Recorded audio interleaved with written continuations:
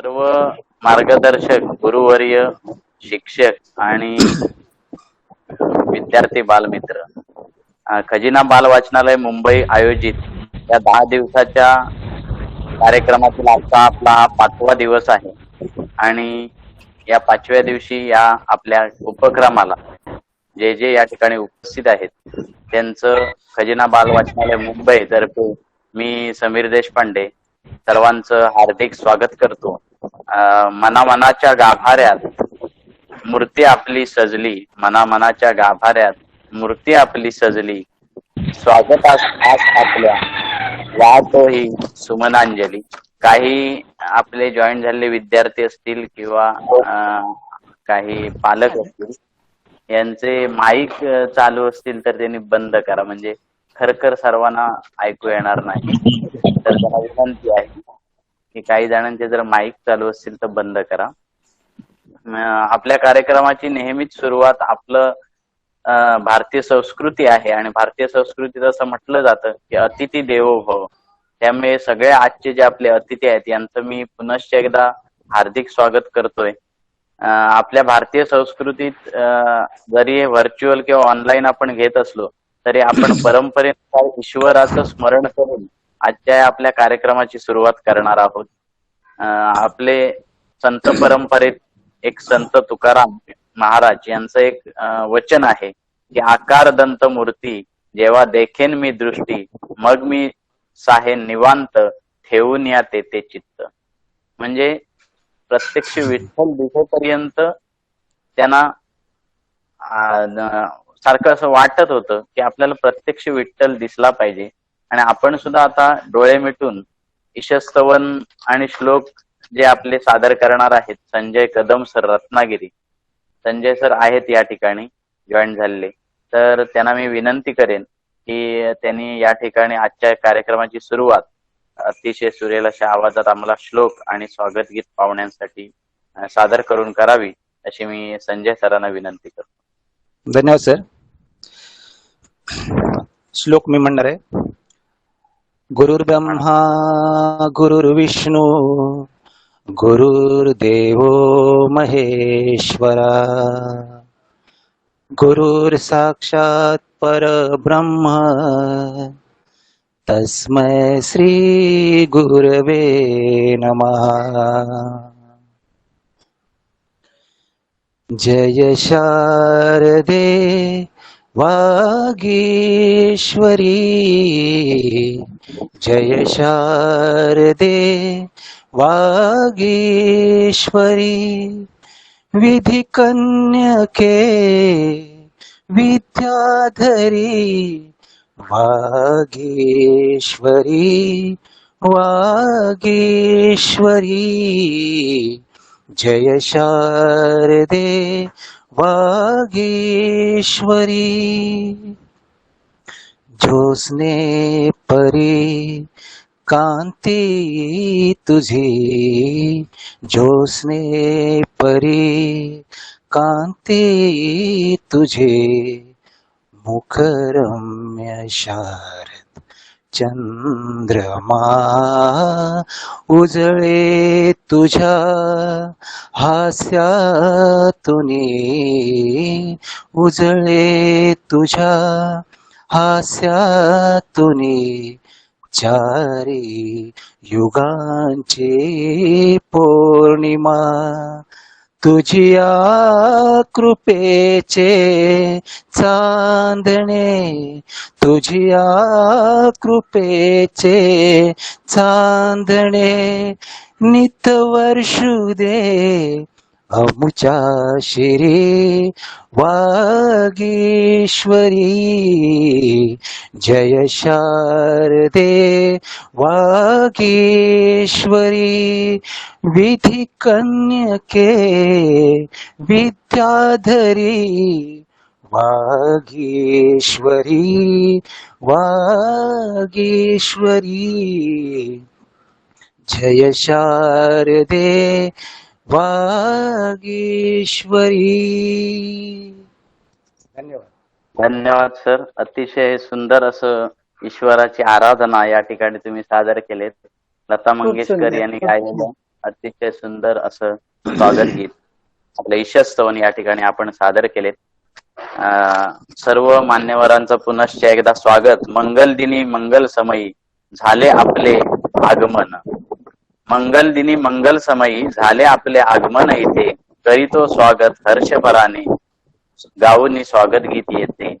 सर्व आपल्या मान्यवरांचं मी पुनश्च एकदा स्वागत करतो. खजिना बाल वाचनालय मुंबई आयोजित 1 मे ते 10 मे उपक्रमाच्या 5व्या दिवशी आज आपल्या सर्व बालमित्रांना एका अतिशय बहुआयामी व्यक्तिमत्वाचं मार्गदर्शन लाभणार आहे आणि आपण सगळे उत्सुक आहात या बहुआयामी व्यक्तिमत्वाला ऐकण्यासाठी.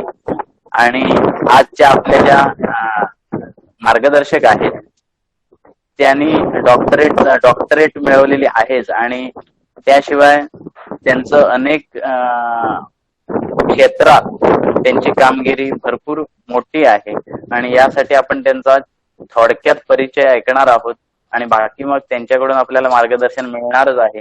कथाकथन आणि कथालेखन याबाबत आज ते आपल्याला मार्गदर्शन करणार आहेत की कथाकथन कसं करायचंय, त्यासाठीचे वैशिष्ट्य काय असतील, गुण वैशिष्ट्य आणि कथाकथन आणि कथालेखन या दोन्ही गोष्टींबद्दल मार्गदर्शन करणाऱ्या आजच्या आपल्या प्रमुख पाहुण्या आहेत डॉक्टर अलकाताई नाईक.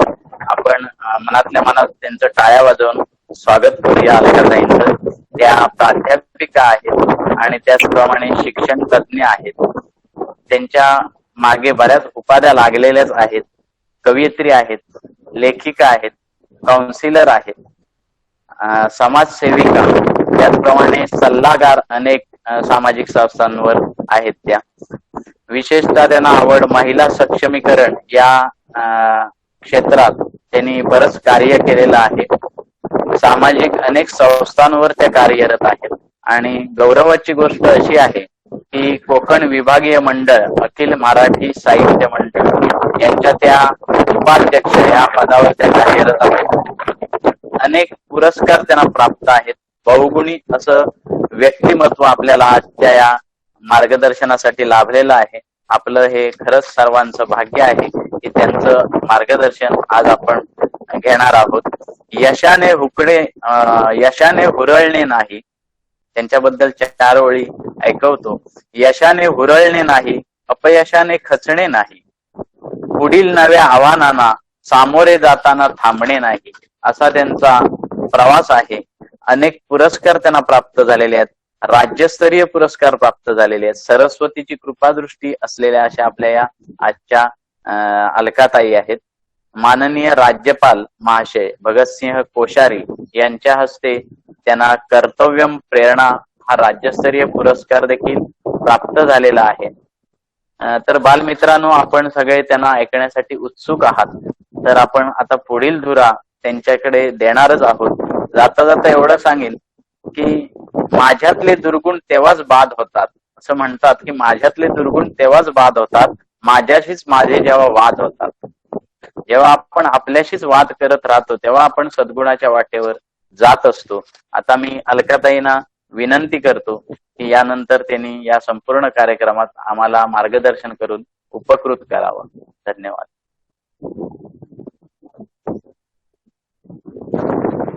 अलकाताई, स्वागत. बेस्ट ऑफ लक तुम्हाला. धन्यवाद आणि सर्वांचे खूप खूप अभिनंदन. हा जो उपक्रम तुम्ही राबवला आहे, सर्वप्रथम शरयूताई आणि त्यांची संपूर्ण टीम, आताच ज्यांनी आपलं सुंदर यशस्वी केलं ते संजय सर सुद्धा, आणि इतर जे काही सहकारी आहे, जे काही पालक आहेत, सर्वांचं खूप खूप अभिनंदन. कारण अशा प्रकारे जेव्हा आपण काही कार्यक्रम राबवतोय तेव्हा एक दिवसाचा नाही, तुम्ही सतत हा कार्यक्रम राबवत आहात. पूर्ण 10 दिवसांचे तुमचे हे जे सेशन्स तुम्ही चालू ठेवले त्याबद्दल तुमचे खूप खूप धन्यवाद. कारण मला स्वतःलाच हे मनातून खूप वाटत असतं की लहान मुलांसाठी काहीतरी सतत केलं पाहिजे. कारण आज आपण जे बघतो आहे की कुठल्याही प्रकारे जेव्हा आपण मोठी माणसं लेखन करत असतात, पुढे जात असतात आणि आपण सतत म्हणत असतो की मराठी मागे पडत आहे, मराठीला कोणी विचारत नाही, असं तसं, तेव्हा आपण स्वतःच विचार करायला पाहिजे की आपण ह्या मुलांना कसं घडवतोय, त्यांना काय देत आहोत, त्यांच्यासाठी काय करत आहोत, त्यांना गोडी लागावी मराठीची यासाठी काय करत आहोत, ते आपण स्वतः विचार केला पाहिजे. आणि त्या दृष्टीने याच विषयाच्या अनुषंगाने जेव्हा आपण हे सर्व कार्यक्रम घेत आहात त्यासाठी खूप खूप अभिनंदन तुमचं सर्वांचं. आणि आज जो आपला विषय मला दिलेला आहे, आता तुम्ही एवढं माझं कौतुक केल्यानंतर माझी जबाबदारी जरा जास्त वाढत चालली आहे. तर सर्वांना मी हे सांगते की खूप बक्षिसं मिळवली, खूप कार्य केलं म्हणून काही खूप मोठी झाली असं काही नाहीये. मी सुद्धा तुमच्यातलीच एक आहे आणि मला लहान मुलांशी गप्पा गोष्टी करायला खूप आवडतं. म्हणजे माझ्या नातवंडांना तर मी अजूनही रोज गोष्टी सांगतच असते. तसंच मी तुम्हाला म्हणजे त्यातूनच मला ह्या कल्पना स्फुरतात. आणि तसंच तुम्हाला मी सांगणार आहे की आपण सहजरित्या कशा गोष्टी लिहू शकतो आणि त्या गोष्टी आपण कशा सांगू शकतो.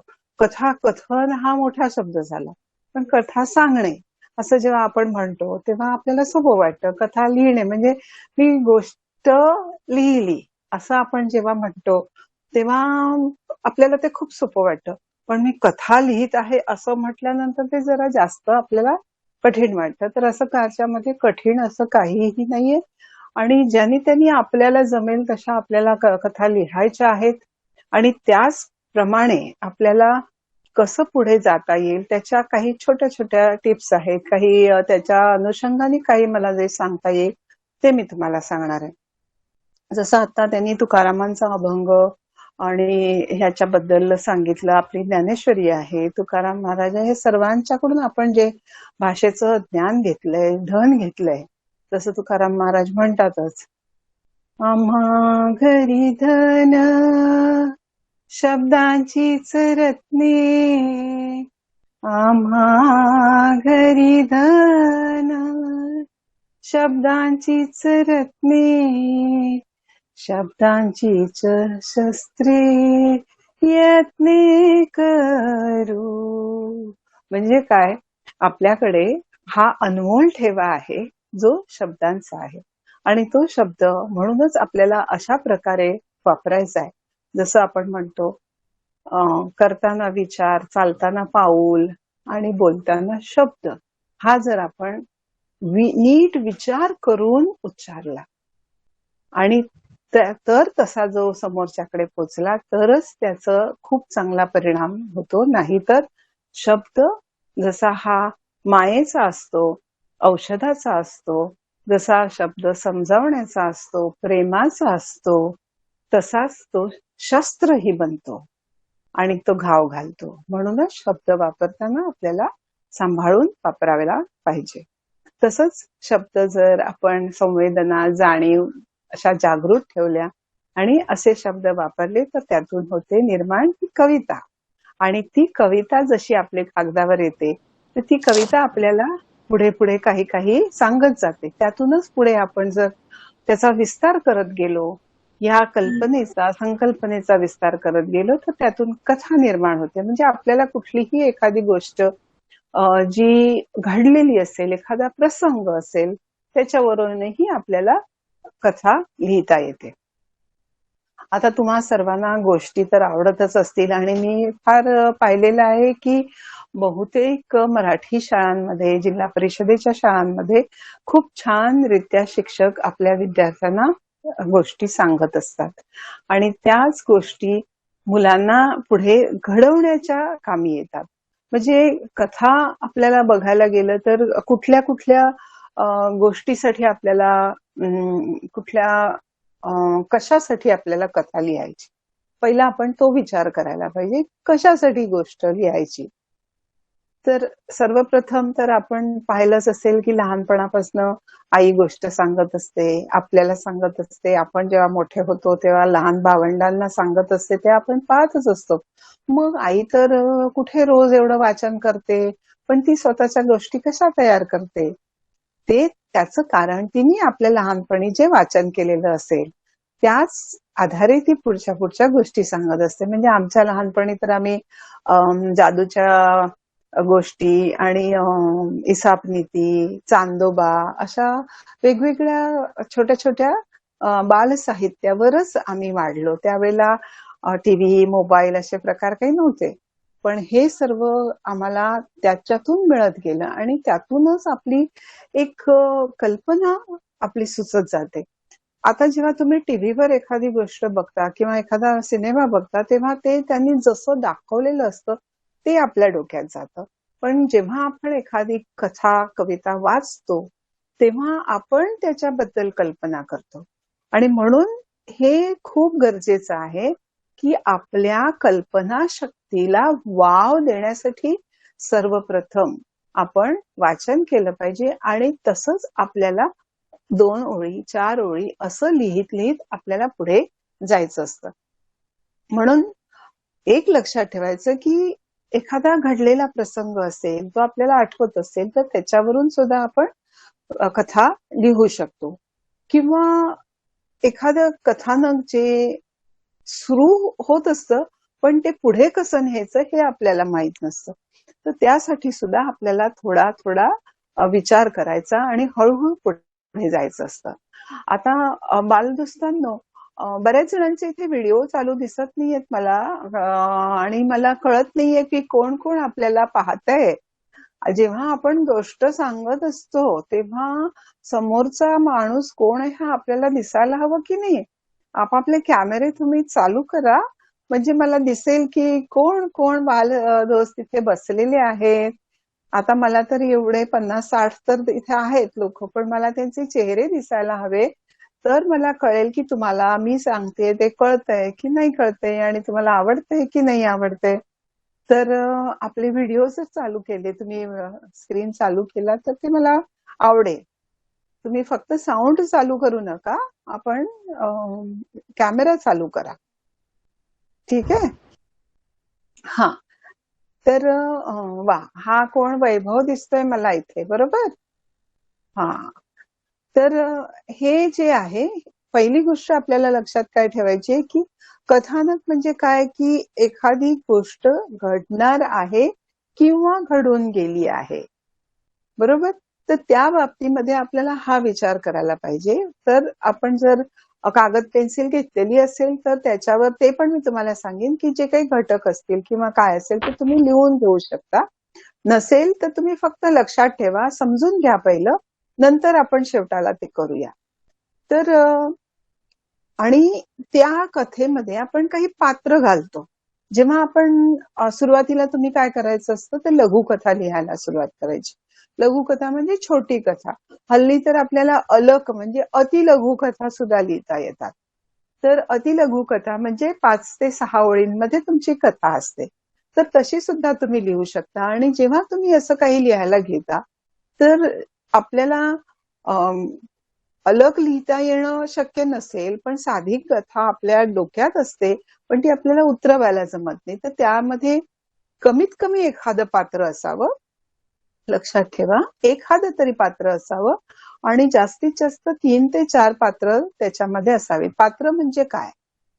पात्र म्हणजे त्या कथानकामध्ये जे लोक आहेत, जे त्यामध्ये भले ते विचार करत असतील किंवा त्यांच्यावर काही होत असेल किंवा त्यांच्याकडून काही आपल्याला समजत असेल, असे जे व्यक्ती असतात ते पात्र, कथेतले पात्र असतात. तर ती 3 ते 4 पात्र आपल्याला जर असली तर ते उचित होतं. जास्त पात्र घेतली तर वाचकांचाही गोंधळ उडतो आणि आपलाही, कारण आपल्याला समजत नाही की कसं काय ते बसवायचंय, की बाबा हा आला आणि तो तिथे गेला समजा, किंवा ह्यांचं दोघांचं भांडण झालं, मग तिसरा कोण होता, चौथा, अशी सगळ्यांचा जर गोंधळ झाला तर आपल्याला ती कथा नीट बसवता येत नाही. म्हणून सुरुवातीला आपण अगदी म्हणजे आवश्यक तेवढीच पात्र घ्यावी आणि कथा बसवावी. बऱ्याच वेळेला प्राण्यांच्या कथा आपण म्हणत असतो, इसाप नीतीमध्ये आपण वाचलेल्या असतात. तसं 2-3 पात्रांच्या कथा आपल्याला सहजपणे तयार करता येतात आणि सहजपणे त्यांचा जो शेवट असतो किंवा परिणाम असतो तो सुद्धा आपल्याला साकारणं सोपं जातं. तर त्यासाठी कथेतले पात्र जे असते त्यांच्या भावना काय असतात किंवा त्यांना काय वाटले ते पण आपल्याला विचार करावं लागतं. म्हणजे जसं आता बंडू खेळत होता आणि खेळता खेळता तो पडला.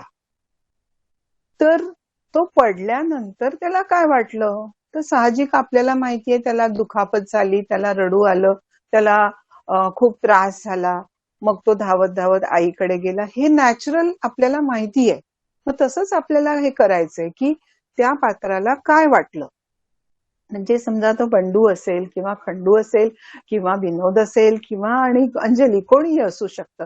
तर हे जे पात्र आहे त्या पात्रांना नावं सुद्धा आपण द्यायची असतात आणि त्या त्या प्रकारे आपल्याला ती गोष्ट रंगवायची असते. तर ह्यांचा ती जी आपली कथा आहे ती आणि हे पात्र ह्यांचा बरोबर संगम होणं, त्यांचा बरोबर मेळ घालणं हे सुद्धा आपल्याला फार गरजेचं आहे. आणि सर्वात शेवटी म्हणजे जेव्हा कथा आपल्याला पूर्ण शेवट घडवून आणायचा असतो तेव्हा आपल्याला थोडंसं पुनरावलोकन करायचं असतं. म्हणजे आपण जी कथा लिहिली आहे ती बरोबर होतीये ना, आणि मग तिथून आपल्याला जो अपेक्षित शेवट आहे तो होतोय की नाही हे बघणं आपलं सर्वात गरजेचं आहे. तर ते करण्यासाठी आपल्याला काय त्यातून करायचंय, ही आपण कशासाठी लिहितोय कथा, कोणासाठी लिहितोय, तर ते आपल्याला पहिलं ठरवावं लागेल. म्हणून कथा नुसती लिहित जाण्यापेक्षा, नुसती वाहत जाण्यापेक्षा एक तुम्ही त्याचा शेवट काय असेल किंवा त्याच्या संदर्भातली गोष्ट काय असेल की ह्याचे परिणाम कशा प्रकारे होतील. म्हणजे मला एक सांगायचंय की कथेचा उद्देश हा तुम्ही ठरवू शकता. मग ती कथा आनंद देण्यासाठी असेल, करमणुकीसाठी असेल, असंच हसवण्यासाठी वगैरे असेल, किंवा काही बोध किंवा मार्गदर्शन. जसं इसाप नीतीच्या कथा आपल्याला माहितीये की जशा काही बोधपर कवी असतात. मग त्याच्यातून आपल्याला काय बोध मिळाला ते आहे. किंवा काही वेळेला मोठी माणसं लहान मुलांना मार्गदर्शन करण्यासाठी काही गोष्टी याच्या लिहितात.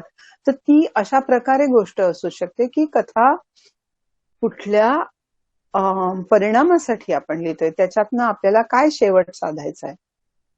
तर बऱ्याच वेळेला सिनेमाच्या बाबतीत सुद्धा असं असतं की त्याच्यातून काय बोध घेतला तुम्ही, तर बोधपर किंवा मार्गदर्शनपर अशी असू शकते. किंवा काही वेळेला भीती किंवा धोका, जसं आता करोना काळामध्ये आपण बघितलं बऱ्याच वेळेला की तुम्ही मास्क लावा नाही तर तुम्हाला असं होईल किंवा तुम्ही ही काळजी नाही घेतली तर तुम्ही आजारी पडाल, हे सांगण्यासाठी बऱ्याचशा डॉक्युमेंटरीज आपण पाहिल्या. त्यामध्ये सुद्धा छोट्या छोट्या गोष्टी होत्या. तर ह्या ज्या गोष्टी असतात त्या सुद्धा आपल्याला म्हणजे धोका जाणवून देण्यासाठी. जसं आपण लहान मुलांना सांगतो की लाईटच्या बटनांना हात लावू नका, इथे जाऊ नका, असं करू नका. मग हे असं करण्यापेक्षा नुसतं त्यांना एखादी अशी गोष्ट सांगितली की त्यातून त्यांना कळतं की असं केल्याने हा वाईट परिणाम होईल, म्हणजे इथे गेल्यावर हा धोका आहे. मग त्यासाठी ती तशी कथा असेल. तर अशा प्रकारे पहिलं आपल्याला ते ठरवून घ्यायचं आहे की आपण कशासाठी ही कथा लिहित आहोत आणि त्या कथेचा शेवट कशा प्रकारे होईल आणि त्याचा काय परिणाम होईल. जसं आपण म्हणतो की व्यसनांचे दुष्परिणाम, त्याच्यासाठी आपण जेव्हा कथा लिहितो ती सुद्धा त्या अनुषंगाने जात राहते की त्याला त्या ज्या जो व्यक्ती आहे त्या म्हणजे ते पात्र त्याला दारू म्हणा किंवा कुठलंही व्यसन केल्यामुळे त्याच्या शरीराला जो धोका होतो तो त्याला दर्शविण्यात येतो आणि तो एखाद्या छोट्याशा गोष्टीमधूनही सांगितला जाऊ शकतो. तर आपल्याला हे ठरवायचं की आपल्याला कशा प्रकारची गोष्ट सांगायची आहे आणि त्याप्रमाणे आपण पुढे जायचं असतं. तर ही झाली सुरुवातीची गोष्ट. आणि नंतर जसं तुम्ही लिहायला लागलात तर मग तुम्हाला तुमच्या शब्द 1 पान लिहिलं, 2 पान लिहिलं, असं तुम्ही जवळजवळ 200, 500, 800 शब्दांपर्यंत तुमच्या कथा तुम्ही लिहू शकतात. आणि विशेष करून लहान मुलांना सांगताना मला हे सांगायचंय की त्यांनी आपला शब्दसंग्रह वाढवला पाहिजे आणि त्यासाठी त्यांनी वाचन हे खूप केलं पाहिजे. जर तुम्ही वाचत गेलात तर तुम्हाला ताबडतोब ते शब्द सुचत जातात आणि जसं जसं तुम्ही लिहायला लागता तसं तसं तुम्हाला लक्षात येतं, अरे आपण एकच शब्द परत परत परत परत वापरतोय, मग त्याला पर्यायी शब्द काय आहे तो शोधून काढायचा आणि तो वापरायचा. सुरुवातीला आपल्याला हे सगळं करावंच लागतं. एकदा तुम्हाला त्याची सवय झाली की त्या अनुषंगाने तुम्ही जेव्हा लिहित जाता तर तुम्हाला पुढे पुढे ते कळत जातं की मला पुढे काय करायचंय, कसं करायचंय. आणि म्हणूनच अ, एक जी कथा आपण घेतो ती कथेचं जे वैशिष्ट्य आहे ते पहिलं आपल्याला ठरवायला लागतं. तर कथेचं वैशिष्ट्य काय आहे, ही कथा आहे, ही काल्पनिक आहे, हे आपल्याला लक्षात ठेवावं लागतं की हे सर्व जरी तुमच्या सत्य घटनेवर आधारित कुठलीही गोष्ट असली तरी सुद्धा आपण जेव्हा ती रंगवतो तेव्हा त्यामध्ये थोडासा काल्पनिक गोष्टींचा भाग येतोच. कारण आपल्याला थोडीशी ती रंगवायची असते आणि त्यामध्ये आपल्याला वाचकांना आवडेल असं आपल्याला लिहायचं असतं. म्हणून त्यात एक अशी स्टोरी लाईन ठेवायची आणि त्यामध्ये एखादं मुख्य पात्र असेल आणि त्याच्या अवतीभोवती, त्या पात्राच्या अवतीभोवती फिरणारी फिरणारी म्हणजे अवतीभोवती वावरणारी काही दुसरी पात्र असतात आणि मग त्यांचा कसा काय संवाद होतो, त्यांची भावनिक जोडणी कशी होते ते आपल्याला पाहावं लागेल. म्हणून आपल्या कल्पनांचा पहिला विचार करा कथा लिहिण्याच्या आधी की मला काय लिहायचंय.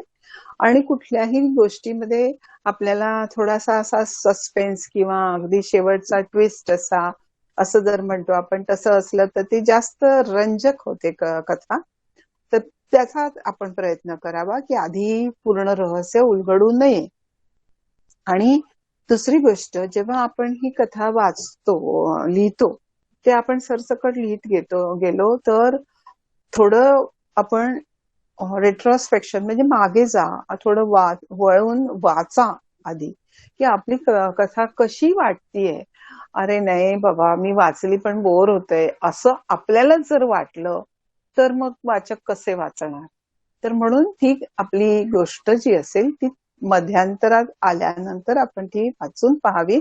आपली शब्दरचना, आपली पात्र आणि त्याचबरोबर आपण पुढे त्याचा कसा परिणाम साधणार आहोत वाचकांवर, काय उद्बोधन कसं करणार आहोत ह्याचाही थोडासा आपल्याला विचार करून ती लिहिता येते.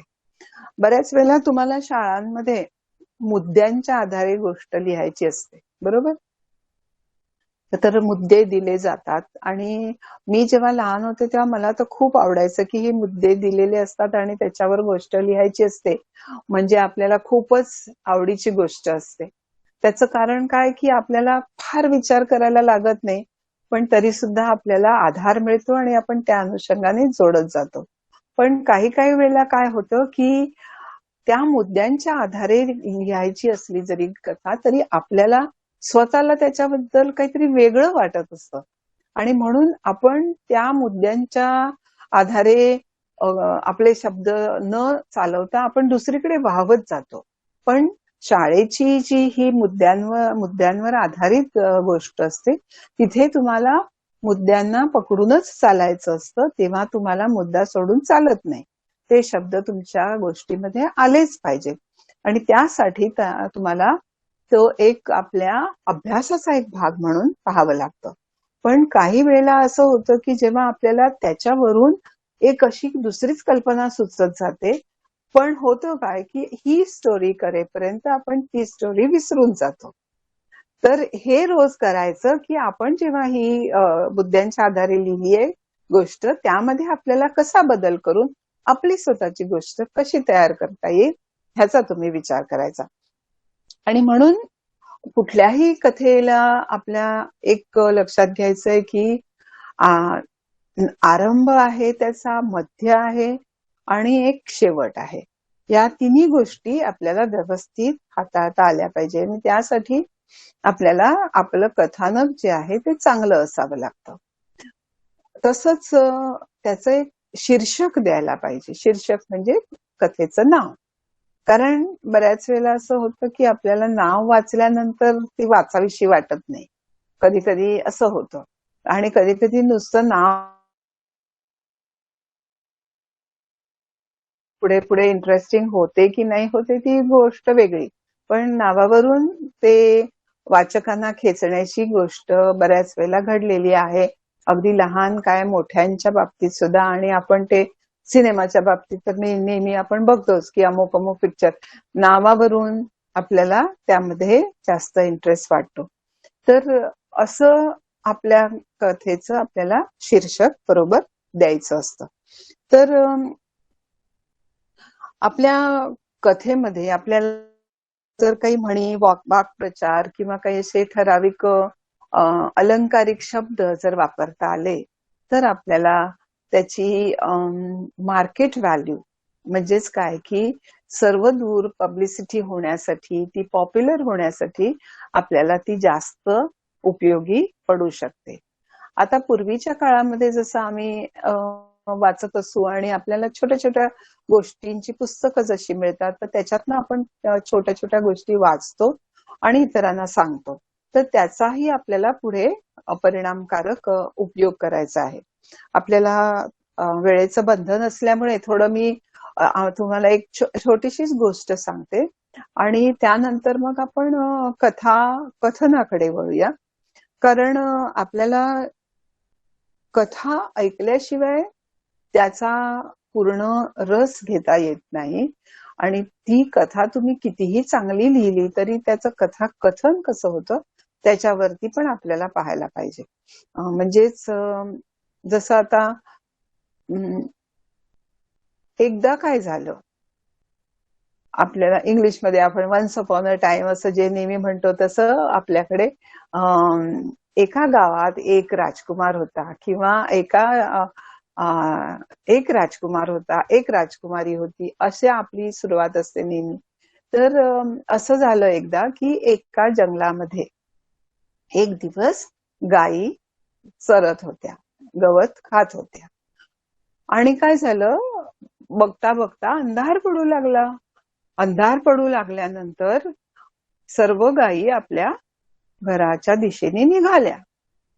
पण एक गाय होती, तिला आपला रस्ता सापडेच ना. ती दूर निघून आली तिच्या कळपापासून. तिला कळेना आता मी काय करू आणि रस्ता काही सापडेना. ती हमरून आवाज देत होती पण तिथून तिला काही कळलं नाही की कोण आपली सर्व मंडळी गेली कुठे. ती घाबरली आणि तेवढ्यामध्ये तिला एक डरकाळीचा आवाज आला. काळोख पडलाय, डरकाळी ऐकू येते. मग खूप घाबरली ती. मग काय करायचं आता, कुठे लपू मी.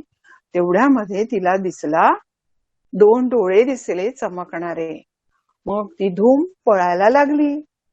तिच्या मागे मागे पण तो कोण होता, तो जंगलचा राजा सिंह. तो पळायला लागला तिला पकडण्यासाठी. बापरे, धावते धावते ती, जोरजोरात धावते. तिच्या मागे तो धावतो पण त्याचा स्पीड खूपच जास्त. अगदी जवळ आला आणि तेवढ्यात काय झालं की धप करून ती पडली एका खड्ड्यात. ती पडली खड्ड्यामध्ये आणि तिच्या मागोमाग तो सुद्धा जोरात आला, तोही खड्ड्यात पडला.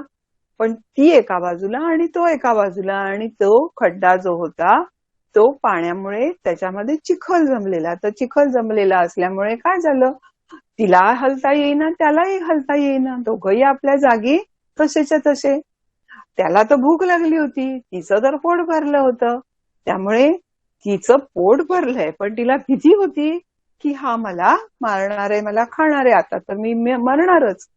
पण जेव्हा तिच्या लक्षात आलं की या चिखलामुळे मी हलू शकत नाहीये, तसाच तो पण हलू शकत नाहीये, मग तिला जरा हायसं वाटलं की चला, म्हणजे आता तो काही हलून माझ्या पकडायला मला येणार नाहीये. आणि इथे सिंहाला तर लागली होती भूक आणि तो डरकाळी फोडत होता, पण काय उपयोग, तो हलू शकत नव्हता, तो तिच्याजवळ जाऊ शकत नव्हता. मग तिला गाईला खूप हसायला यायला लागलं. तर तो ओरडायला लागला, एवढा मोठा मी जंगलचा राजा इथे उभा आहे आणि तू मला घाबरत नाहीयेस आणि तू हसतीयस, म्हणजे काय.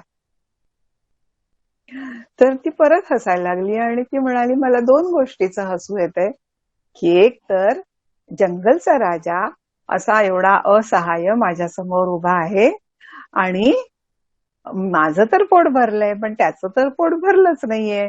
हा हा हा हा हा हा हा. बरं, आता दुसरी काय गोष्ट आहे सांग आता, असं म्हणून तो विचारायला लागला.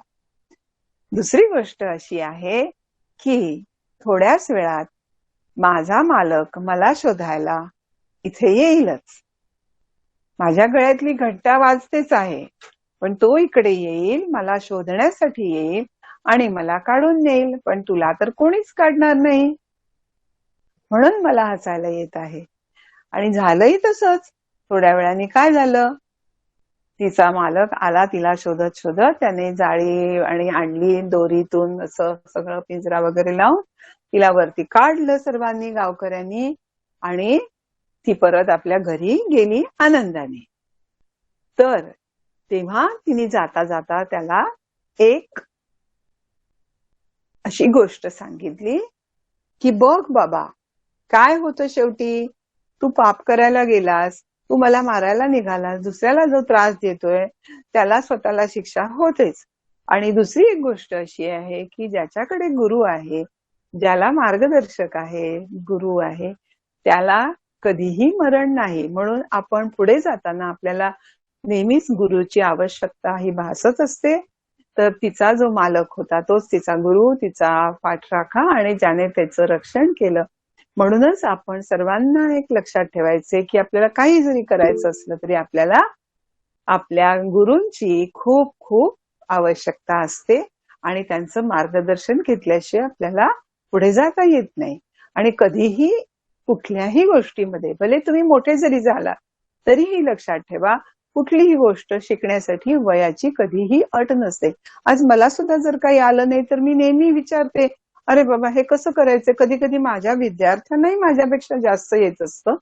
मग ते लॅपटॉपची गोष्ट असेल किंवा आणखी मोबाईलची काही गोष्ट असेल, टेक्निकल मध्ये समजा मला येत नाहीये तर मी विचारते. मग त्यामध्ये भले मी शिक्षक आहे किंवा मी प्रिन्सिपल आहे म्हणून मला काही कमीपणा वाटत नाही. मला येत नाहीये पण मला समजून घ्यायचंय, मग मला विचारलंच पाहिजे. आणि माणूस हा मरेपर्यंत विद्यार्थी असतो असं हे म्हणतात. पण माझ्या बाबतीत मी अजूनही विद्यार्थी, म्हणजे मी रिटायर होऊन सुद्धा 4 वर्ष झाली, तरी पण मी अजून विद्यार्थी आहे. आणि म्हणूनच मला तुम्हा बालदोस्तांमध्ये बसायला, तुमच्याशी बोलायला खूप आवडतं. आणि त्याचबरोबर मला हेही सांगायचंय की तुम्ही जर काही कोणी कविता लिहित असाल, काही कथा लिहित असाल, तर आम्ही तुम्हाला मदत करतो. मी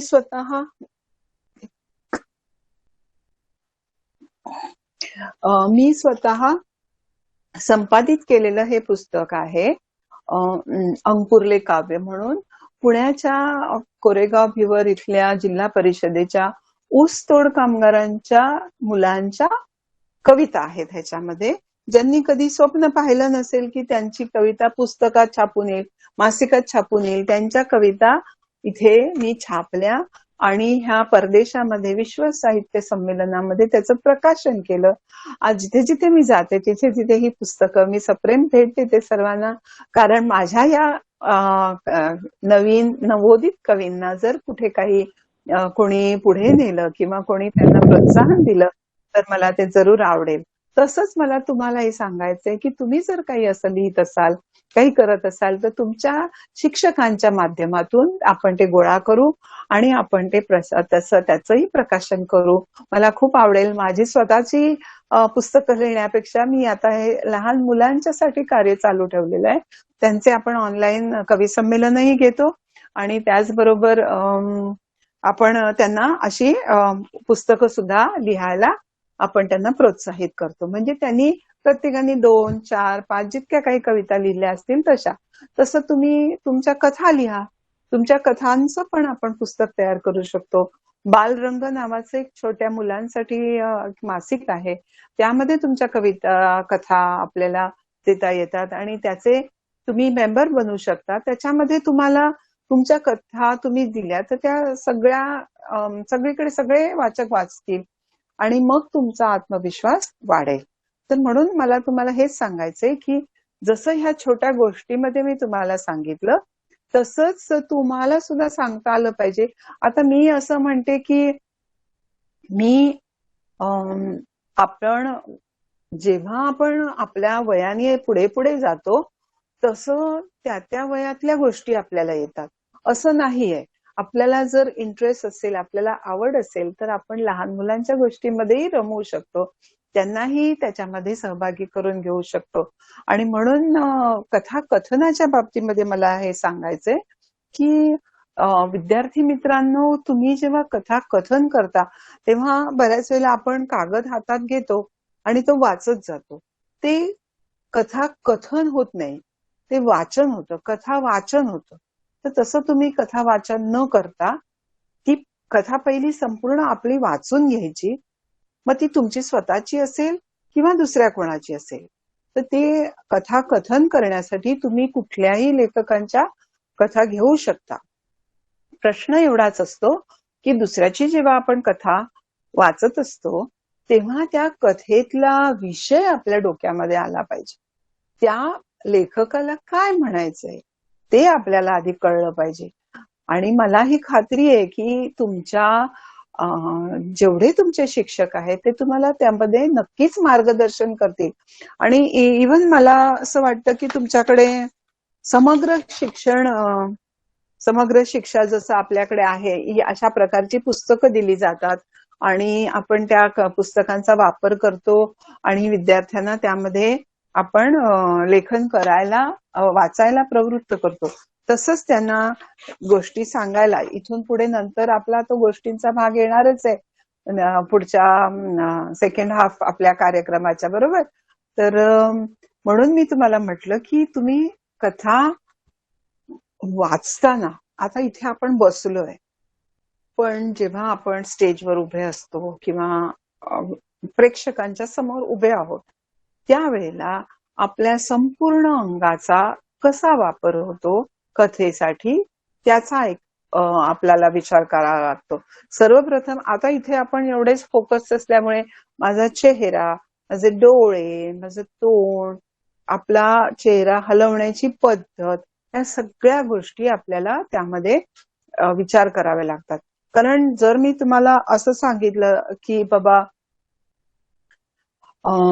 माझ्याकडे एक सुंदर फुलपाखरू आहे, असं जर मी तुम्हाला सांगितलं तर तुम्हाला बरं वाटतंय का की माझ्याकडे ना एक सुंदर फुलपाखरू आहे असं जर मी म्हटलं तर ते जास्त चांगलं वाटेल, बरोबर.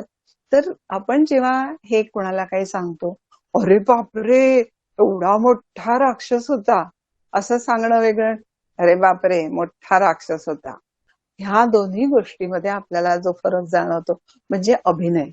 अभिनय सुद्धा आपल्याला आला पाहिजे. जेव्हा आपण कथाकथन करत असतो तर ती कथा जास्तीत जास्त सुरस होण्यासाठी आणि लोकांनी खूप छान ऐकली पाहिजे, आवडली पाहिजे, लक्षात ठेवली पाहिजे. मी सांगितलेली गोष्ट, त्या मॅडमनी ना आम्हाला ही गोष्ट सांगितलेली, हे कधी लक्षात राहील जर मी ती चांगल्या पद्धतीने सांगितली. आता जेव्हा आपण आई वडिलांशी बोलत असतो तेव्हा आपण किती मोकळेपणाने आनंदाने बोलत असतो, पण तेच जेव्हा आपण बाहेर जातो, पाहुण्यांकडे जातो, म्हणजे आईला सुद्धा आश्चर्य वाटतं की अरे बापरे घरी असा मस्ती करणारा पोरगा आपला त्यांच्याकडे किती छान बसलाय शहाण्यासारखा. आणि ते जेव्हा म्हणतात अरे वा वा तुमचा मुलगा तर खूप हुशार, गुणी आणि खूपच छान आहे, त्या आईला मनातनं असं वाटत असतं बघा किती माझ्या पोराची दोन्ही दोन्ही वेगळी वेगळी रूप आहेत. म्हणजे बऱ्याच वेळेला हा असा एक प्रसंग असतो. मग हे जे तुमचं आहे ते तुम्ही कथाकथन करताना तुम्ही तुमचं हे दुसरं रूप वापरू शकता. जेव्हा तुम्ही दुसऱ्यांना काहीतरी चांगलं सांगत असता, गोष्ट सांगत असतात, ती गोष्ट रंगवून सांगवता आली पाहिजे. म्हणजे जसं आपण मती सेंड्रेलाची गोष्ट असू दे किंवा कुठल्या राजकुमाराची असू दे, तर राजकुमार घोड्यावरून आला असं जेव्हा आपण सांगतो, राजकुमार ना घोड्यावरून आला, ह्याच्यामध्ये फरक येतो. तुम्ही ज्या प्रकारे सांगता, म्हणजे आई बघ ना, आई बघ ना, ह्या दोन गोष्टीमध्ये आपल्याला जो फरक जाणवतो, शब्द तेच आहेत पण तरी सुद्धा तू बाहेर जाऊ नकोस, तू बाहेर जाऊ नकोस, तू बाहेर जाऊ नकोस, आला ना फरक, समजला. या वेगवेगळ्या पद्धतीने आपण जेव्हा बोलत असतो, म्हणजेच काय, आपल्या ज्या भावना आहेत किंवा शब्दांचा जो फ्लो आहे, म्हणजे कुठल्या प्रकारे आपण बोलतोय त्याचं उच्च स्तर नीच स्तर जे म्हणतात, की कसं आपल्या त्यामध्ये आपण बोलत आहोत, जी लय आहे ती, आणि आपले डोळे, आपलं चेहरा, भुवया, या सर्वांचा वापर करता आला पाहिजे. कारण देवाने आपल्याला हे खूप सुंदर गोष्ट दिलेली आहे.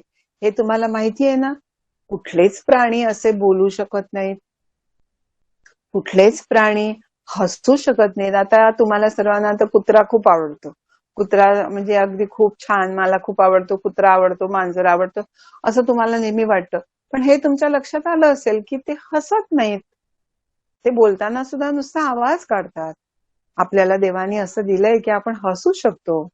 सो मनुष्य प्राणी हा एकच आहे की ज्यामध्ये आपण हसू शकतो, बोलू शकतो, वेगवेगळ्या प्रकारे आपण उच्च स्तरात म्हणजे लयीमध्ये, वेगवेगळ्या लयीमध्ये बोलू शकतो, आणि आपण कित्येक पटीने जास्त आपले संवाद साधू शकतो, कम्युनिकेशन करू शकतो. पण हे इतरांना दिलं नाही, तर आपल्याला जे देवानी दिलंय ते आपण खूप चांगल्या प्रकारे वापरायला पाहिजे. आणि शक्यतो आपल्या ह्या ज्या गोष्टी आहेत ह्या आपण जर रंगवून सांगायला लागलो, मग ते आपल्या लहान बहीण भावंडांना असेल किंवा आपल्या वर्गमित्रांना असेल, सर्व गोष्टीमध्ये स्वतः आनंद घ्यायचा पहिला. आता स्वतः जर आनंद घेतला, म्हणजे मनापासून जर मला आवडत असेल ती गोष्ट करायला, तरच मी जास्त चांगल्या रीतीने दुसऱ्यांना करून सांगू शकणार ना. तर म्हणून ते सगळं करायची आपली मनातून इच्छा असली पाहिजे. केवळ कोणीतरी सांगितलंय की कथा लेखन करा, हे शाळेमध्ये असतं, केलंच पाहिजे, किंवा त्यासाठी क्लासच लावा, केलंच पाहिजे, असं काही नाही. तुम्ही स्वतः आरशासमोर प्रॅक्टिस करा पहिली गोष्ट. मग तो अभिनय, तुम्हाला माहितीये की तुमची आई सुद्धा खूप छान अभिनय करते. म्हणजे घरी पाहुणे आल्यावर ती कशी असते, आणि एरवी बाबा असताना ती कशी असते, एरवी कोणी नसताना ती कशी वागते तुमच्याशी, ह्या सगळ्या गोष्टीमध्ये तुम्ही ऑब्झर्व करायचं. आपण हे सगळं सूक्ष्म निरीक्षण करायचं, आणि त्या प्रकारे आपल्याला मग तो एक अनुभव मिळत जातो, आणि त्या अनुषंगाने आपल्याला जितकं सुधारता येईल आपल्यामध्ये तेवढं आपण सुधारणा करायच्या आपल्या कथा शब्द संग्रहामध्ये. आता हा लक्षात ठेवण्याची एक गोष्ट तुम्ही नेहमी ठोस शब्द असणे आपल्याला गरजेचे आहे. म्हणजे आपल्याला जे म्हणायचे ते क्लिअर असलं पाहिजे. कुठलेही शब्द जे आहेत ठोस शब्द वापरायचे. अवलोकन करा, हे तर मी तुम्हाला सांगितलंच. म्हणजे तुम्ही ऑब्झर्व करा, आजूबाजूची परिस्थिती ऑब्झर्व करा. मग ती अगदी समोर रस्त्यावर बसणारा कोणी भिकारी असेल किंवा चप्पल शिवणारा मोची असेल, त्याचीही गोष्ट तुम्ही लिहू शकता. किंवा तुमच्या घरी येणाऱ्या जे कामगार आहेत, मग ते कामाला येणारे कामगार असू देत किंवा ती कामाला येणारी बाई असू देत, त्यांचंही तुम्ही जर अवलोकन केलं, त्यांची जर गोष्ट तुम्ही समजून घेतली, तरी पण तुम्हाला गोष्ट लिहिणं खूप सोपं जाईल. तर आपल्या आजूबाजूच्या गोष्टींचा, म्हणजे आपल्याला बऱ्याच वेळेला असं पण दिलं जातं ना, आरशाचं आत्मवृत्त लिहा. तर तो आरसा ही तर निर्जीव वस्तू आहे, पण तरी त्याचं आत्मवृत्त आहे. झाडाचं आत्मवृत्त आहे. माझी सायकलचं आत्मवृत्त, किंवा आता कुठलीही गोष्ट, मग तुमचं दप्तर असेल, पाटी, पेन्सिल, सगळ्या गोष्टींच्या, सगळ्या वस्तूंच्या अनुरोधाने तुम्ही एखादी गोष्ट तशी करू शकता. तर सर्वप्रथम तुम्ही ते लिहायला सुरुवात करा. आणि त्यासाठी आज मी सांगितलेल्या जर काही गोष्टी तुम्हाला समजल्या नसतील, तुम्हाला काही विचारायचं असेल, तर तुम्ही मला विचारू शकता. बरोबर 3 वाजलेले आहेत, त्यामुळे आपले दुसरे सर सुद्धा या कार्यक्रमात मार्गदर्शन करणार आहेत. तर मी माझं हे आजचं जे सेशन आहे, आजचं मार्गदर्शन असं मी म्हणू शकत नाही.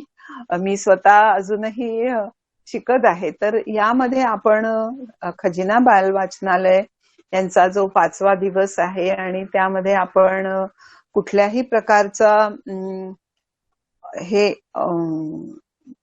बाकीच्या फॉर्मॅलिटीज काही न करता शरोईताई, समीर सर, संजय कदम सर आणि जेवढे कोणी शिक्षक ह्यामध्ये आतापर्यंत कार्यरत झाले त्या सर्वांचे मी मनोभावे खूप खूप धन्यवाद म्हणते. आणि एक लक्षात घ्या सर्व विद्यार्थ्यांनी की आपले हे गुरु जे आहेत आज तेवढे धडपडून तुमच्यासाठी हे कार्य करत आहेत.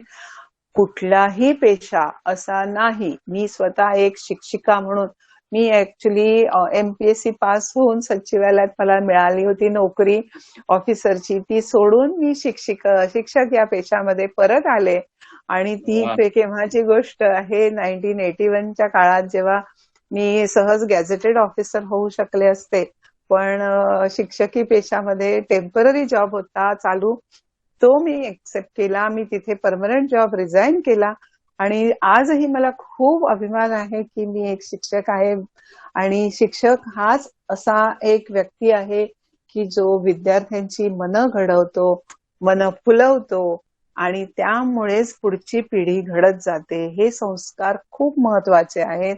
घरातून मिळणारे संस्कार आहेत, त्याबरोबरच मार्गदर्शन शिक्षकांचं जे आहे ते खूप अमोल आहे. ज्यांना चांगले शिक्षक मिळतात ते चांगले नागरिक घडतात असा माझा खूप विश्वास आहे. त्यामुळे तुमच्या सर्व शिक्षकांचं मनपूर्वक अभिनंदन आणि धन्यवाद.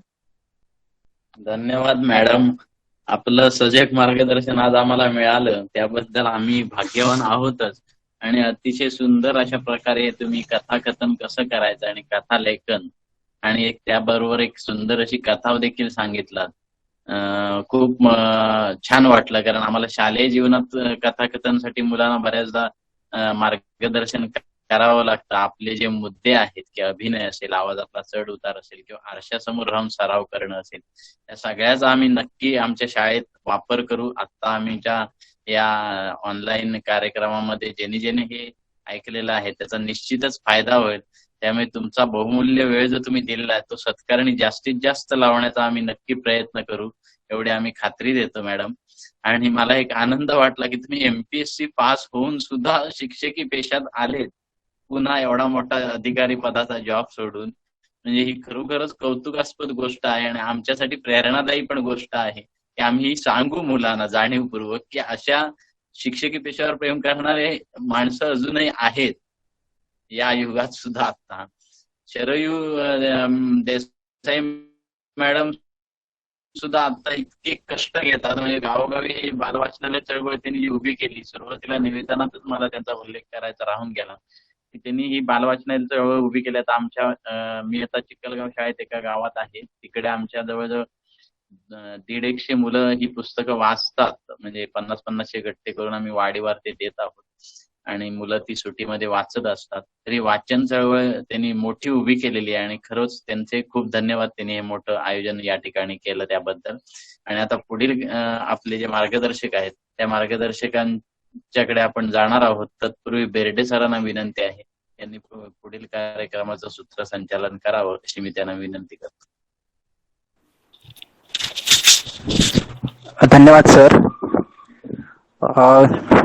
अतिशय सुंदर प्रकारे कार्यक्रम जो आहे तो कार्यक्रम सुरू आहे.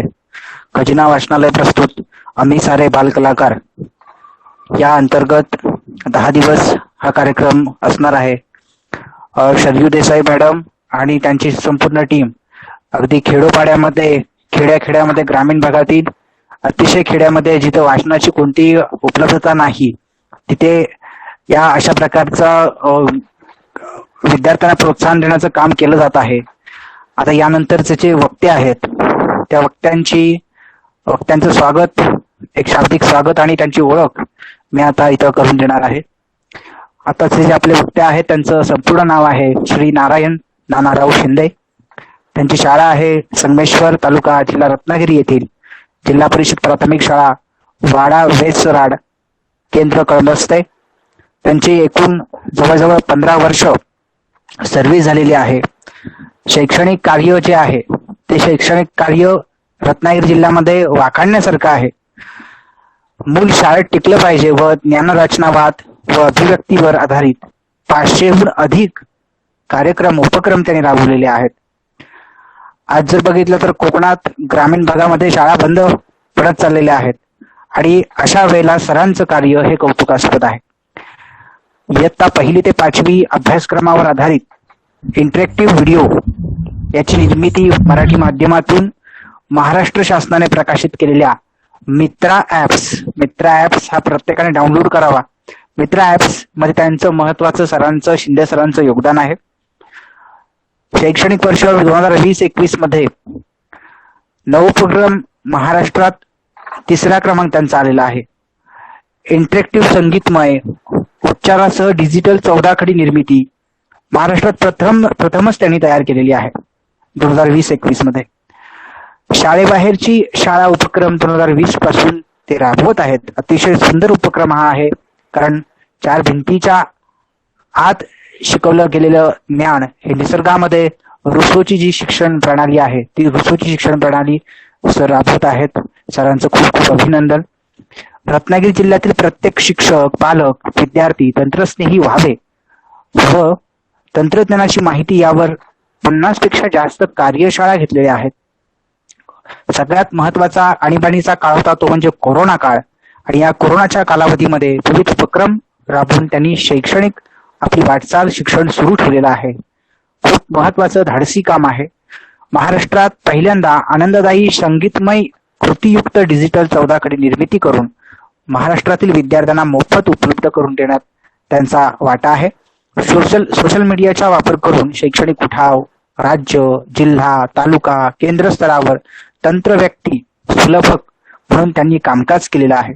तंत्रस्नेही राज्यस्तरीय पुरस्कार, त्याचप्रमाणे आविष्कार राज्यस्तरीय गुणवंत शिक्षक पुरस्कार, तंत्रस्नेही शिक्षक राज्यस्तरीय पुरस्कार, पोलीस तपास साप्ताहिक यांच्या मार्फत कोरोना योद्धा म्हणून त्यांचा सन्मान, प्रमाणपत्र अशा प्रकारे त्यांचा गौरव करण्यात आलेला आहे.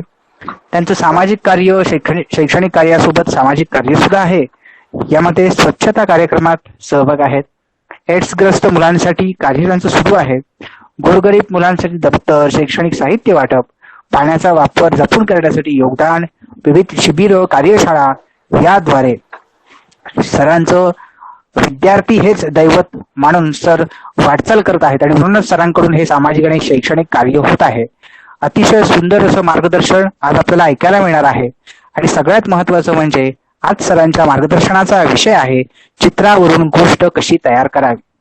मित्रांनो, चित्र बघितल्यानंतर आपल्याला ते भावतं, आवडतं आणि आपण त्या चित्राच्या सौंदर्यामध्ये अतिशय गुंतून जातो. निसर्ग चित्र असेल किंवा आणखीन कोणतं स्थिर चित्र असेल, परंतु त्यावरून सुद्धा आपल्याला गोष्ट तयार करता येते. हा एक नवीन विषय सर इथे आपल्याला सांगणार आहेत. थोडस एक चारोळी म्हणतो, बोलके करण्यास हवे असते संभाषण, बोलके करण्यास हवे असते संभाषण, आधारासाठी हवे असते आश्वासन, योग्य दिशा मिळण्यासाठी आवश्यक आहे मार्गदर्शन. मी नारायण शिंदे सर यांना विनंती करतो की त्यांनी आपलं अनमोल असं मार्गदर्शन विद्यार्थ्यांना करावं. धन्यवाद सर. नमस्कार सगळ्यांना. एवढा परिचय काय आवश्यक नव्हता तरी तुम्ही करून दिलेला आहे ते. तरी प्रथम मी डॉक्टर अलकाताईंना खूप खूप धन्यवाद व्यक्त करतो, कारण आमची सुद्धा आता नोकरीची सुरुवात आहे आणि अशा थोर व्यक्तींचं आज आम्हाला एक चांगल्या विषयावर ऐकायला मिळालं, कारण आमच्या ज्ञानात सुद्धा आणखीन भर पडली.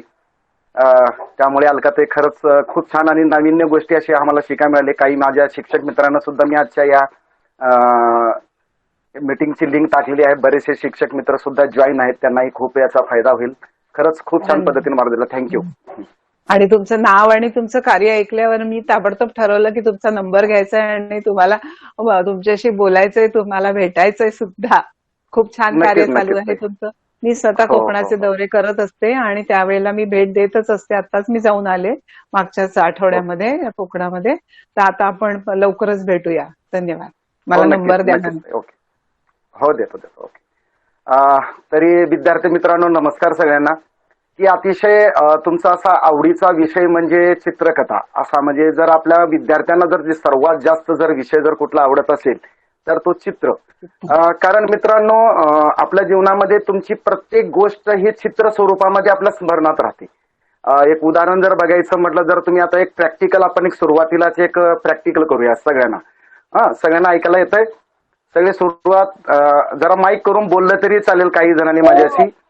हा, मी जसं सांगेल तशी कृती करायची सगळ्यांनी. हा, आता तुम्ही काय करायचं, अगदी 10 सेकंद आपले डोळे बंद करायचे आणि शांतपणे बसायचं आणि तुम्हाला तुमच्या समोर कोणता चित्र उभा झाला डोळ्यासमोर तुमच्या, तो मला फक्त सांगायचा कोणतरी 1-2 ठिकाणी. चला सुरुवात करूया. अगदी 10 सेकंद सगळ्यांनी डोळे बंद करायचे. मी स्वतः सुद्धा डोळे बंद करणार आहे तुमच्यासोबत. 1, 2, 3 स्टार्ट.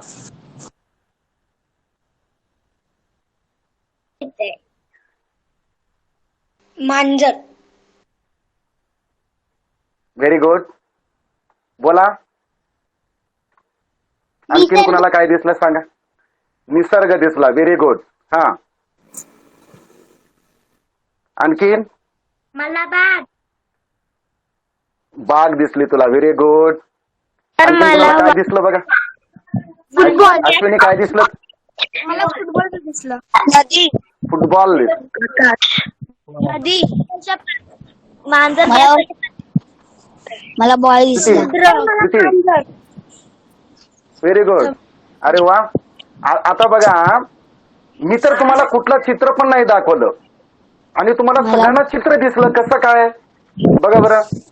चित्र मी कुठलं कोणताही तुम्हाला अजून दाखवलं पण नाही, काय पण नाही. तुम्ही फक्त डोळे बंद केले आणि तुम्हाला चित्र तुमच्या डोळ्यासमोर दिसायला लागलं. बघा, म्हणून कुठलीही गोष्ट जे आपण आता 1, 2 असू दे, अंक असू दे, अक्षर असू दे, हे जे काही आपण शिकतो. आत्ताच आपल्या ताईने आपल्याला लेखन कसं करायचं, कथालेखन कसं करायचं हे सांगितलं. जेव्हा हे लेखन तुम्ही करता, जेव्हा आता बरेच जणांनी सांगितलं की मला मांजर दिसलं, जेव्हा आपल्याला मांजर म्हणून लेखन करायचं असतो तेव्हा ते मावर अनुस्वार, ज आणि र हे आपल्या चित्र स्वरूपामध्ये आपल्या डोळ्यासमोर आलेले असतात. ते आपण चित्र म्हणून लक्षात ठेवलेलं असतं. म्हणून आपण ते मांजर हा शब्द लिहितो. म्हणजे चित्राशी संबंध आपला खूप जन्मल्यापासून आपल्याला त्याच्याशी संबंध आलेला असतो. आता ताईने सुद्धा खूप छान उदाहरणं दिली आपल्याला.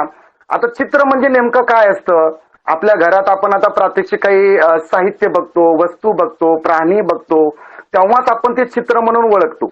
अगोदर आपण काय करतो की चित्र आपल्याला ओळखता आली पाहिजेत. आपण नुसतं चित्रकथा जर सांगायची जर म्हटली तर डायरेक्ट आपल्याला तसं येणार नाही. मग ते चित्रकथा आपल्या समोर असतील तर त्या चित्रातल्या गोष्टी आपल्याला माहिती पाहिजेत. म्हणून आपल्याला अगोदर चित्र ओळखता आले पाहिजे त्याच्यातले. मग त्या चित्र ओळखल्यानंतर त्या चित्रांमध्ये तो ठिकाण कोणता आहे, कुठल्या ठिकाणचा तो प्रसंग आहे, काय आहे, मग त्यामध्ये कुठल्या कृती आहेत, मग त्यामध्ये त्यांच्यामध्ये काय संवाद झाला असेल, मग ते काय बोलत असतील, अशा अनेक प्रश्न आपल्याला जेव्हा ते पडतात एखादी चित्र बघितल्यानंतर. आणि मग या सगळ्यांवर आधारित जसं ताईने सांगितलं की आपल्याला त्या चित्राचं पहिल्यांदा आरंभ असतो, मध्य असतो आणि शेवट असतो. मग त्याच पद्धतीनं आपल्याला चित्रकथा कशा पद्धतीने आपण करायचं ते आपण आता थोडक्यात बघूया. मी आता तुम्हाला विद्यार्थी मित्रांनो काही चित्र दाखवणार आहे आणि तुम्ही मला सगळ्यांनी त्यावर आपण आता बोलतो. एकेरी संवाद नाही, मी एकटाच बोलणार नाही. तुम्ही आणि मी आपण सर्वांनी मिळून आपण एखादी एक चांगली कथा पण तयार करायची आहे आणि तुम्ही स्वतः तयार करणार आहात कथा, मी नाही. तुम्ही स्वतः सुद्धा तयार करणार आहेत कथा. ते आपण कशा पद्धतीनं करायचं आपण एका चित्रातून आता आपण पाहूया. मी आता स्क्रीन शेअर करतोय, तुम्हाला स्क्रीन दिसेल आता.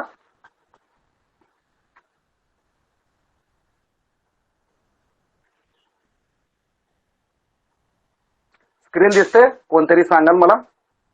हो सर. दिसते बाळांनो? ओके. हो सर. चित्र दिसतंय बाळांनो? मी दाखवलेलं चित्र दिसतोय सगळ्यांना? पोपट आहे. कशाचं चित्र आहे रे? अरे वा वा वा. मग आता मला सांगा, या पोपटाच्या चित्रांमध्ये रंग कोणते कोणते आलेत? कोण सांगेल का मला? कोणते कोणते रंग आलेत?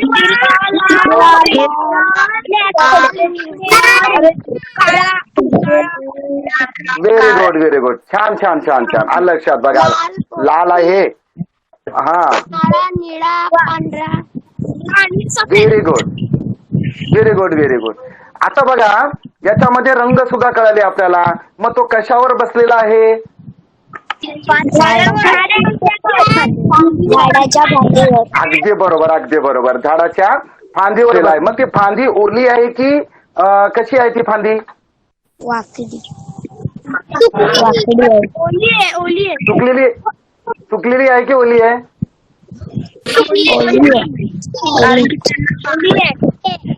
ओली ओली. बघा आता कोणतीही गोष्ट असू दे, आता आपल्याला जेव्हा एखादी गोष्ट कथा तयार करायची असते त्या चित्रावरून करा. आता बघा तुम्हीच सांगितले मला त्या एवढ्या गोष्टी आपल्याला कळायला याच्यातून. मग हा पोपट काय खातो ते आपल्याला माहितीच आहे. पोपट काय काय खातो बरं?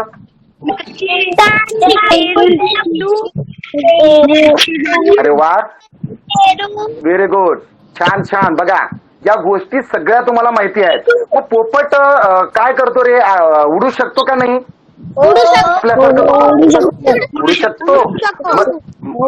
मग तो कशाच्या आधारे उडतो रे तो? अरे वा वा वा, बरोबर आहे का नाही? त्याला पंख असतात, पंखाच्या आधारे तो उडू शकतो. बरोबर आहे का नाही? मग बघा आता आपल्याला, आता मला सांगा, आता आपण या पोपटावरच आता लहान मुलांसाठी हे जो चित्र दिसतं तुमच्या समोर यावरच आपण एक छोटीशी कथा तयार करूया. तुम्ही आम्ही मिळू ना, मला सांगायचं फक्त. आता सुरुवातीला आपल्याला कुठलीही गोष्ट जर तयार करायची असेल, एखादी कथा जर तयार करायची असेल, तर अगोदर आपल्याला काय करता आलं पाहिजे की आता आपल्याला याचं एक शीर्षक म्हणजे त्याला नाव देता आलं पाहिजे गोष्टीचं. आता आपल्या समोर एकच चित्र आहे हा, पण आता मला जर याच्यावर कथा जर तयार करायची असेल तर याला कोणतं नाव देता येईल आपल्याला? नाव सुचवाल का कोणतरी गोष्टीचं आपल्याला? पोपट राजा. Very good. नाव सुचेल? माझा राजू. और एक होता पोपट. माझा पोपट. माझा पोपट. मग आपण पोपट राजा हा गोष्टीचं नाव देऊया या गोष्टीत आपल्या कथेला. व्हेरी गुड, चालेल? हा, आता मला सांगा, सुरुवात मी करणार आहे गोष्टीची, कथेची सुरुवात मी करणार आहे, पुढे तुम्हाला सांगायचं आहे. एका जंगलात एक पोपट राहत होता. आता सांगा बरं पुढे काय झालं असेल, तुम्ही सांगा. तो खूप हुशार आणि चतुर होता. तो खूप आणि हुशार चतुर होता. हा, तो खूप हुशार आणि चतुर होता. त्याच्या पुढे काय झाले असेल? सुंदर होता. दिसायला सुंदर होता. बरं, पुढं? दोन मित्र होते. हा, बोला बोला. त्याचे दोन मित्र होते. हा, आता बघा, आता सुरुवातीपासून येऊया. जंगलामध्ये एक पोपट राहत होता. तो दिसायला खूप सुंदर आणि चतुर होता. बरोबर आहे का नाही? त्याला दोन मित्र होते. पुढे काय झालं असेल? त्या मित्रांचे नाव राजू आणि पिंटू होते. ओके, त्या पोपटाच्या मित्राचे नाव राजू आणि पिंटू होते. त्याला पेरू खायला आवडायचं. बर, त्याला पेरू खायला आवडायचं. म्हणून त्याचे मित्र त्याला पेरू काढून द्यायचे. आता मित्रांनो, आता बघा तुम्ही बरोबर बोलताय. आता आपल्याला काय करायचंय बघा. आता आपल्याला जसं आत्ताच आपल्याला ताईनी मार्गदर्शन केलं कथाचं लेखन कसं करायचं, त्यातल्या बऱ्याचशा गोष्टी आपल्याला लक्षात घ्यावं लागणार आहे आपल्याला. की आता इथं बघा आपल्याला काय आपल्याला थीम दिलेली आहे, म्हणजे आपल्याकडे एक चित्र दिलेलं आहे. आपल्याला फक्त त्या चित्राच्या आधारावरच कथा तयार करायचं आहे. म्हणून मी अगोदर सांगण्याच्या अगोदर तुम्हाला मी गोष्ट तयार करायला काय सांगितली की तुम्हाला काय वाटतंय मी अगोदर ऐकून घेतलं. पण आपल्या समोर काय दिलेलं आहे? एक चित्र दिलेलं आहे, आपल्याला ठराविक चित्र दिलेलं आहे. मग आपल्याला त्या चित्राला अनुसरूनच आपल्याला कथा तयार करावं लागेल. बरोबर आहे ना? हो सर. हॅलो.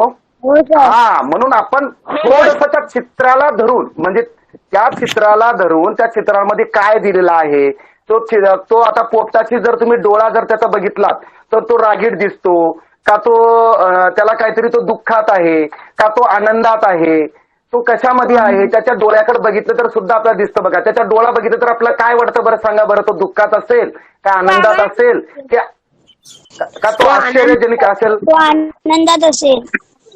आनंदात असेल. बरोबर आहे का नाही? हा, म्हणून आपल्याला त्या चित्रावर आधारित आपल्याला त्या चित्रात तो कशा पद्धतीने आहे, तो काय विचार करत असेल, या गोष्टीचा विचार करून आपल्याला कथा तयार करावं लागेल. ही गोष्ट समजली सगळ्यांना मित्रांनो? हो.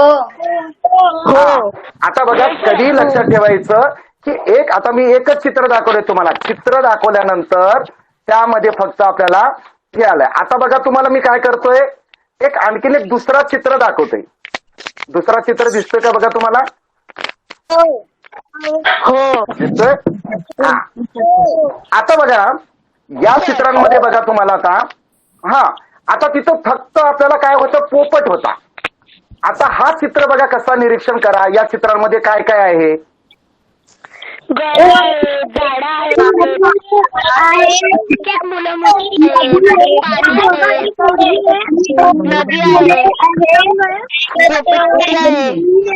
आहे, ओके. पतंग हा, आहे. आता माझं आहे का थोडस. छान. तुम्ही हुशार आहात, खूप हुशार आहात. छान बोलताय पण तुम्ही, सगळ्या गोष्टी तुम्हाला कळतायत पण. आपण आता आपण विषयाकडे जाऊया. आता आपल्या समोर हा चित्र दिलेला आहे. यावर आपल्याला एक चित्रकथा तयार करायची आहे. चित्रकथा तयार करायची. आता तुमच्यापैकी फक्त दोघांनी आता आपण ज्या ज्या गोष्टी आता मागच्या चित्रामध्ये बघितलं की त्याच्या आजूबाजूला काय आहे, तो काय करत असतील, त्यांना काय वाटत असेल, मग ते काय कुठल्या कृती करतायत, काय कुठल्या कृती ते कुठल्या वस्तू हाताळत आहेत, बरोबर आहे का? त्यांच्या आजूबाजूला कोणता परिसर आहे, काय काय आहे, मग तो संध्याकाळ आहे की दुपार आहे की सकाळ आहे की रात्र आहे, या सगळ्या गोष्टी. मग हा परिसर असं तर शहरातला आहे की एखाद्या ग्रामीण भागातला आहे, म्हणजे खेडेगावातला आहे, या सगळ्या गोष्टींचा विचार आपल्याला एक कथा तयार करताना केलं पाहिजे. आणि मग असा प्रसंग कधी कधी आपल्यासोबत ग्रामीण भागातला. व्हेरी गुड बेटा. मग आता हे सगळं तयार करत असताना असा प्रसंग आपल्या बाबतीत कधी घडलाय का? हा चित्र बघितल्यानंतर ह्या सगळ्या गोष्टीचा विचार करून आपल्याला ते करायचं. तर आता आपण गोष्टीचं नाव ठरवायचं. या तुमच्यापैकी कोण सांगू शकेल की याच्या गोष्टीचं नाव काय ठेवायचं आहे कथेचं? Teacher sir. मकर बोल बाळा. सुंदर संध्याकाळ. सुंदर संध्याकाळ. ओके. अजून कोण सांगणार आहे? सुंदर सकाळ.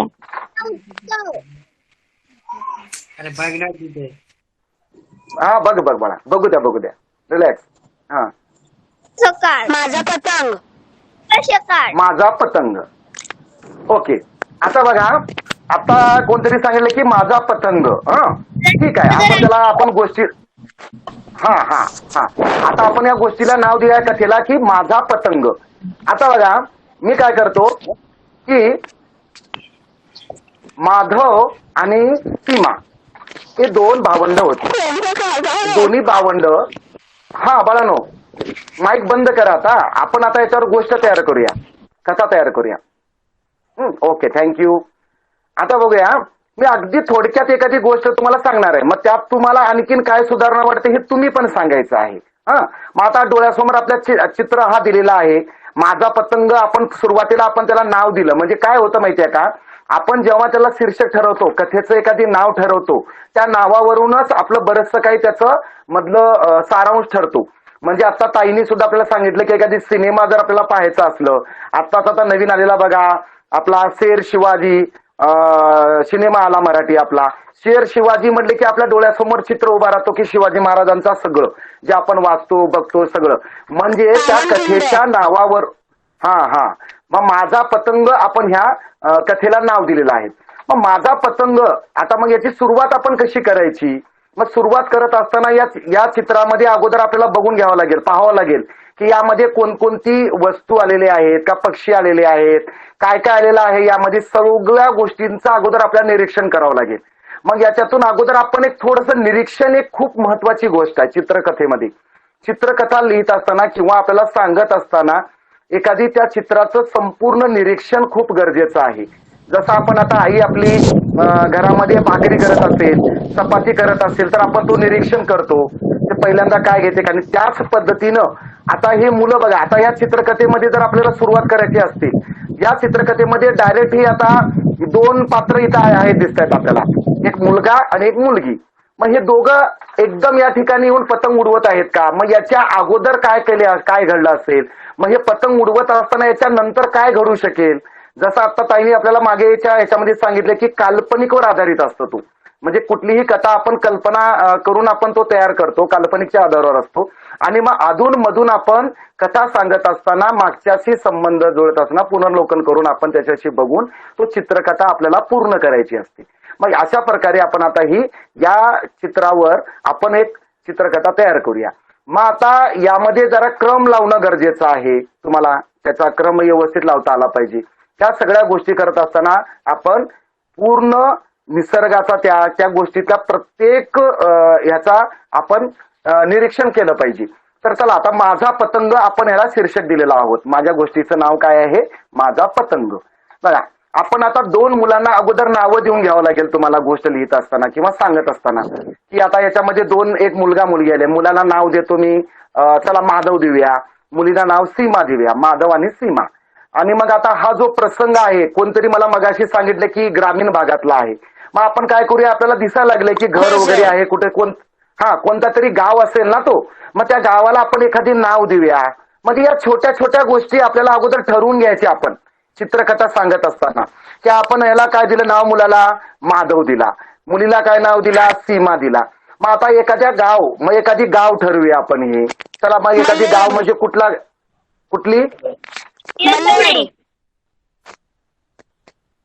हा ठीक आहे भाऊ नदी, चंदली.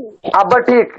बरं एखादी कोणतरी बोलला बाव नदी म्हणून, चला ठीक आहे बाव नदी आपण ह्या गावाचं नाव ठेवूया. बरोबर. मग आता गोष्ट तयार करत असताना मग आता ह्या निरीक्षणामध्ये आपण कळाले की बाबा ह्या चित्रात सूर्य बघितल्यानंतर तुम्हाला हा क्षण कुठला आहे असं समजतं. सकाळ आहे की दुपार आहे की संध्याकाळ आहे, सूर्योदय आहे का सूर्यास्त आहे का? ओके. आणखीन कोण? हा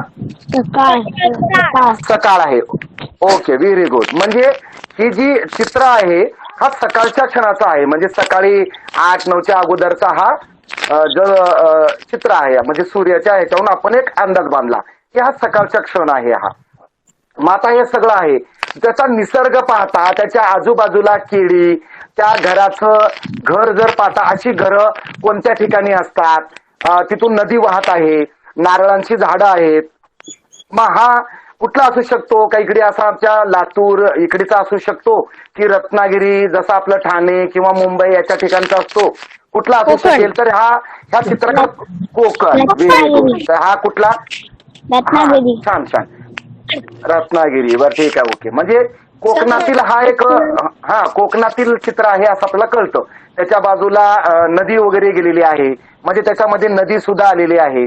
घरावरून सुद्धा अंदाज बांधता येतो की आपल्याला हा म्हणजे अगदी वाडी वस्तीतील घर आहे की शेतात एखादी आपल्याला म्हणजे म्हणतो गवताचं आहे, ते कौलारू पण नाहीये घर.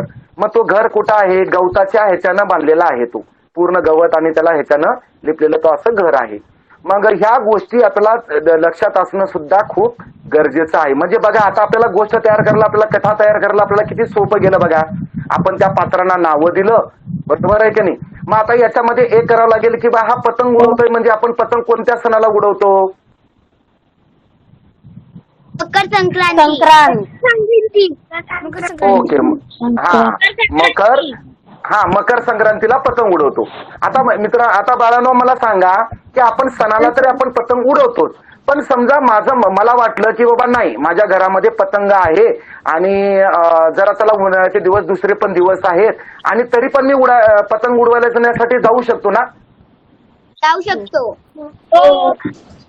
Very good. मला हेच सांगायचं आहे की बघा आता मी जे सांगतो ते लक्षपूर्वक आहे का?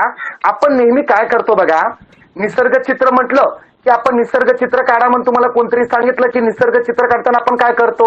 चला एक नदी वाहती दाखवतो, तिथे एखादी ओढी दाखवतो, त्याच्या बाजूला एखादी मुलगा मुलगी बसलेलं दाखवतो झाडाखाली, 2-3 नारळाची झाडं काढतो, आकाश एक डोंगर काढतो, त्याच्या बाजूला एक सूर्योदय झालेला असा सूर्य काढतो आणि आकाशामध्ये 3-4 पक्षी काढतो आणि आपण निसर्ग चित्र पूर्ण झाला असं दाखवतो. मला सांगा आपण असं थोडासा वेगळा विचार केलाय का कधी बघा की आपण नेहमी निसर्ग चित्र काढा म्हणलं की बऱ्याचशा मुलांची चित्र ह्याच पद्धतीने असतात. तुम्हालाही कधी तुमच्या बाईंनी सरांनी जर सांगितलं असेल तर तुम्ही सुद्धा बघा चित्र अशीच काढली असणार निसर्ग चित्र.